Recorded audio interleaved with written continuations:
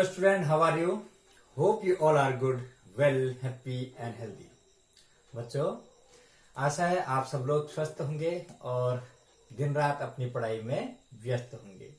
बच्चों, जैसा कि आप लोग जानते हैं, अब आपके 8 जून से एग्जाम स्टार्ट होने वाला है और आपकी परीक्षाएं शुरू होने वाली हैं। तो आज से हम लोग करेंगे पुनरावृत्ति में यह पुनरावृत्ति का पहला भाग है और इस पहले भाग में हम करेंगे हिंदी साहित्य, यानी कि जो आपके हिंदी फर्स्ट है, जो आपकी किताब रिमझिम है, उसके जो 4 पाठ हम लोग इस PT1 में दे रहे हैं, उस पाठों से संबंधित मैं आपको पूरी जानकारी दूंगा कि आपको कैसे कैसे क्वेश्चन पेपर आएगा और कैसे आपको उसका हल करना है।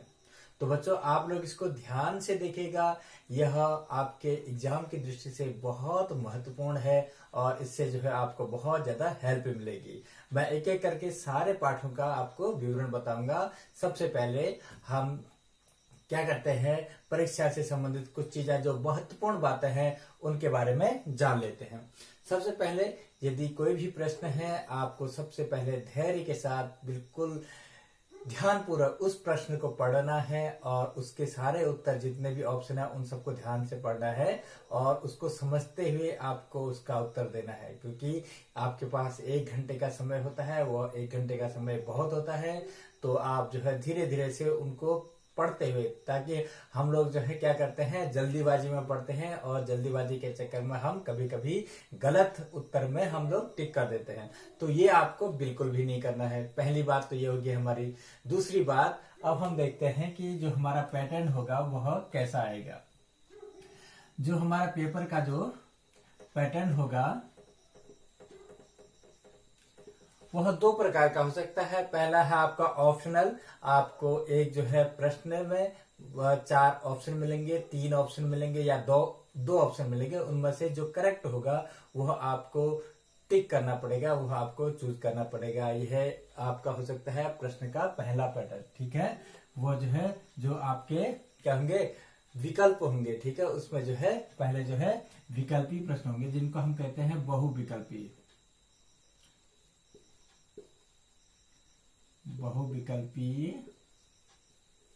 प्रश्न,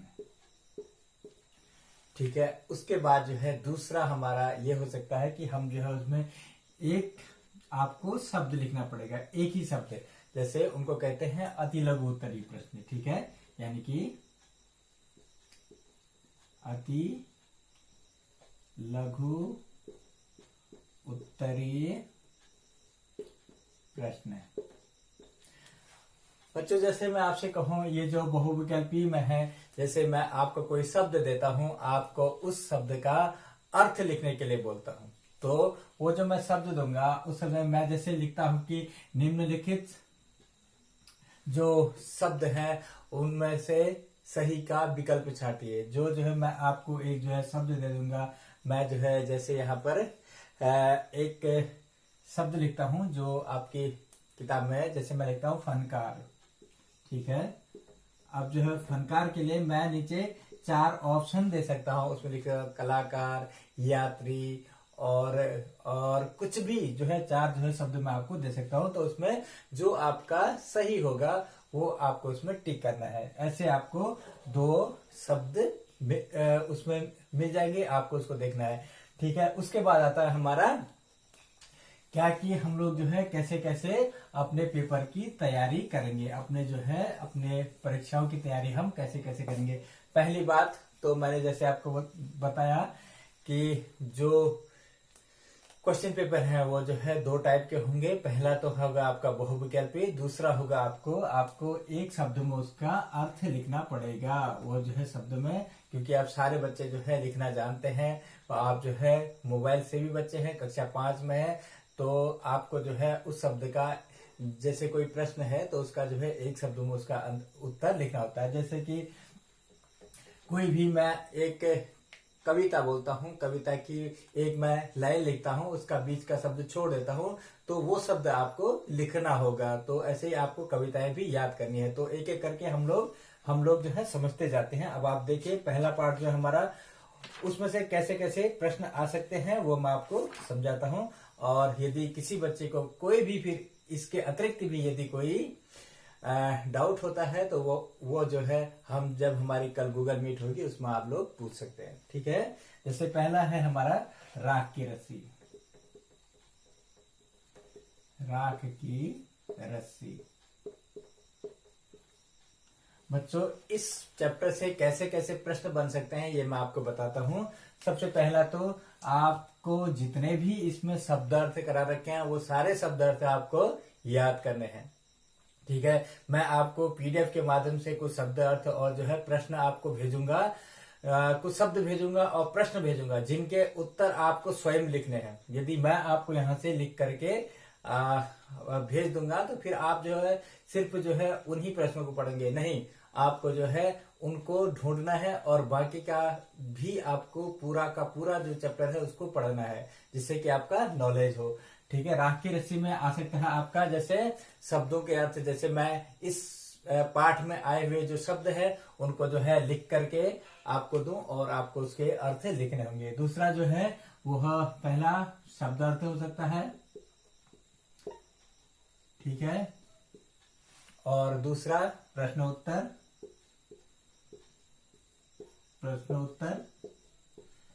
ठीक है, यह कैसे कैसे हो सकते हैं, जैसे यहाँ पर लिखा है लोनपो गार तिब्बत के 32वें राजा सेंगवेन गाम्पो के मंत्री थे। इसमें जो है ऐसे प्रश्न आ सकता है कि लोनपो कौन थे, तो उसका उत्तर आपको बिल्कुल ध्यानपूर्वक आपको पूरी किताब पढ़नी पड़ेगी। जो बच्चा पूरी किताब नहीं पढ़ेगा उसके जो है मार्क्स कम आएंगे। ठीक है, वो आपको हालांकि ऑप्शन उसमें मिलेंगे लेकिन आपको यह पढ़ना ही पड़ेगा। ऐसे जो है आपके प्रश्न बनेंगे, पहला शब्दार्थ, दूसरा प्रश्न उत्तर। और ऐसे ही जैसे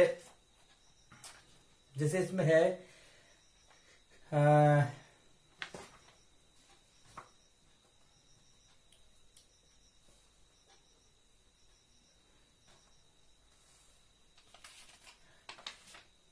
इसमें है लड़की ने भेड़ों के बाल उतारे और उन्हें बाजार में बेच दिया। तो इसमें आएगा कि उन्हें जो है भेड़ों के बाल निकाल करके बाजार में क्यों बेच दिया। तो ऐसे आपको जो है इस पाठ को पढ़ना है, इससे संबंधित जितने भी प्रश्न होंगे वो आपके आएंगे। अब हम बात करते हैं अगले पाठ की। अगला जो हमारा पाठ है वो है फसलों के त्योहार। ठीक है, फसलों के त्योहार भी देखिए, फसलों के त्योहार, यह जो है त्योहारों से संबंधित पाठ है। जो है फसलों से विभिन्न भारत के जो विभिन्न प्रांत हैं उनमें जो है फसलों के त्योहार को कैसे कैसे मनाया जाता है, वैसाखी कहाँ मनाया जाती है, पोंगल कहाँ मनाया जाता है, घुघुतिया कहाँ मनाया जाता है, ये सारी चीजें आपको याद करनी है। जैसे हम कहें कि उत्तराखंड में मकर संक्रांति को कौन सा त्योहार मनाया जाता है, ठीक है, उसको जो है हम लोग घुघुतिया भी कहते हैं, हरेला भी कहते हैं। ठीक है, तो ऐसे ही जो है आपको सारे जो है फसलों से संबंधित जो भी त्योहार हैं वो आपको याद करना है। और जो भी इस पाठ में जो भी शब्द हैं और उनके जो अर्थ आपको दिखाए गए हैं वो सब आपको याद करने हैं और पूरे पाठ को आपको अच्छी तरीके से अच्छे ढंग से पढ़ना है। ठीक है, ये मैंने आपको बता दिया फसलों के त्योहार से संबंधित। जैसे यहाँ पर लिखा है तमिलनाडु में मकर संक्रांति या फसलों से जुड़ा त्योहार पोंगल के रूप में मनाया जाता है। तो तमिलनाडु में फसलों से जुड़ा हुआ त्योहार किस रूप में मनाया जाता है, ऐसे आपसे पूछा जा सकता है। या उत्तराखंड में जो है फसलों से जुड़ा हुआ जो त्योहार है वह किस रूप में मनाया जाता है, और जो है वैशाखी कहाँ मनाई जाती है। इससे संबंधित बहुत सारे जो भी इस पाठ से संबंधित जो प्रश्न है वो आपके आएंगे। आपको इस पाठ को बहुत अच्छी तरीके से पढ़ना है। मैं इससे संबंधित, इन पाठों से संबंधित कुछ प्रश्न आपके लिए भेजूंगा जिनको आपको अपनी किताब में से वीडियो को इस किताब को पढ़ करके उसके उत्तर लिखने हैं जो आपको हमें भेजने हैं। ठीक है, जिससे कि आप जो है फिर से उन पाठों का रिवीजन कर सके। और एक बात आप ध्यान रखिएगा कि जो शब्द अर्थ हैं वो तो शब्द अर्थ आएंगे। शब्द अर्थ आपको सारे याद करने हैं, कहीं से भी 4 पाठों में से कहीं से भी शब्द अर्थ आ सकता है। अब हम आते हैं पाठ 3। पाठ 3 है हमारा खिलौने वाला, बहुत इंपॉर्टेंट पाठ है। इस पाठ से क्या क्या आएंगे देखिए, यहां से हमने क्या क्या था, शब्द अर्थ और प्रश्न उत्तर। तो बच्चों जो पार्ट 3 है खिलौने वाला वो बहुत इंपॉर्टेंट है। खिलौने वाला, ठीक है। ये खिलौने वाला जो पार्ट है, इसमें पहली बात तो आपको पूरी की पूरी कविता याद करनी है, ठीक है। पूरी, और उस कविता में से कहीं से भी कुछ भी भाग में आपसे उसमें क्वेश्चन पेपर में पूछ सकता हूँ, ठीक है। जैसे ये जो पार्ट है खिलौने वाला, इसकी जो लेखिका है, जो इनकी कवित्री है, उनका नाम आपको याद करना है। सबसे पहले जो है किसका है, कवित्री। पहला तो आपको कवित्री का नाम याद करना है, फिर जो है क्या करना है, शब्दार्थ, ठीक है। और फिर जो है पूरी, और फिर क्या करना है उसमें से प्रश्न उत्तर, और फिर उसके बाद जो है इसमें से आपके क्या कविता लिखने के लिए भी आ सकती है, ठीक है। कविता में कुछ भी शब्द आपको लिखने के लिए, ऐसे कविता को याद भी करना है, आपको कविता को याद करना है, इसमें जो है इतनी इंपॉर्टेंट चीज है। पहले तो उस जो पाठ है, उस पाठ का नाम आपको याद होना है पार्ट 3 में, उसके कवित्री का नाम याद करना है, उसमें जो शब्द अर्थ हैं उनको याद करना है, उसके बाद जो प्रश्न उत्तर है वो सब आपको याद करना है बिल्कुल अच्छी तरीके से। क्योंकि अभी जो है, अभी आपका जो सिलेबस हुआ है बहुत कम हुआ है, 4 ही पार्ट हुए हैं, वो सब आपको याद करने हैं, क्योंकि ये आपको बहुत अच्छी तरीके से पढ़ा रखे हैं। इससे संबंधित प्रश्न उत्तर आपसे पूछे जाएंगे। फिर आता है हमारा पार्ट 5, नन्हा फनकार, ठीक है। तो अब हम देखते हैं पार्ट 5 को यहाँ पर लिख लेते हैं। पार्ट 5 से क्या आएगा, पार्ट 5 नन्हा फनकार। बच्चों इस नन्हा फनकार से भी मैंने जो आपको बोला है, सबसे पहले आपके शब्दार्थ सब आपको याद करने हैं, ठीक है। सारे बच्चों को सारे के सारे याद करना है, जितने भी आपको शब्दार्थ लिखा रखे हैं वह बिल्कुल सरल से हैं, वो जो सामान्य बोलचाल के भी भाषा में प्रयोग होते हैं, आप उनको कर सकते हैं। और फिर जो हमारा दूसरा आएगा वो आएगा हमारा प्रश्न उत्तर। और जो है इन सभी पाठों से संबंधित आपको जो है फिल इन द ब्लैंक्स भी आ सकता है। यदि हम कहीं पर जो है डॉट डॉट दे देंगे, उस प्रश्न से संबंधित आपको उसको जो जहां पर डॉट डॉट होगा वहां पर उस ऑप्शन के हिसाब से वो चीज आपको लिखना पड़ेगा, ठीक है। यानी कि उसमें जो है आपको टिक करना पड़ेगा, इसी से संबंधित होगा। और कहीं पर भी यदि कोई इससे संबंधित कोई भी आपको कंफ्यूजन होता है, कोई परेशानी होती है, तो आपको जो है मुझसे पूछ लेना है, मुझसे कॉल करना है। अभी हमारी जब गूगल मीट होगी, और गूगल मीट के माध्यम से आपको अपने शिक्षक से पूछ लेना है, जो भी आपके डाउट है वो सारे क्लियर करने हैं, और जो है गूगल मीट के माध्यम से फिर हम आपको और अधिक ज्यादा समझा देंगे, जिस बच्चे को भी जिस किसी चीज में डाउट हो।